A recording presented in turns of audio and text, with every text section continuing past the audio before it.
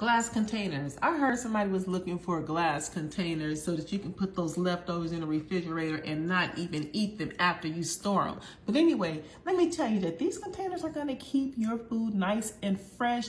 The tops, they go down really, really easy. And guess what? They snap on tight. So your food is gonna stay fresh for days. It's gonna stay fresh for days. This is the way you open it. Super easy. And I'm telling you, it stays on tight. Look, I can barely even get this off with one hand, but it stays on tight, you guys. You get circle ones, you get square ones, you get rectangle. And guess what, you guys? They come in some different colors too. Like the plastic part right here comes in different colors. You guys grab this. This is all the way glass. This is glass, you guys. So that's glass, and the top part is plastic. And I rate these 10 out of 10. Grab them while you can.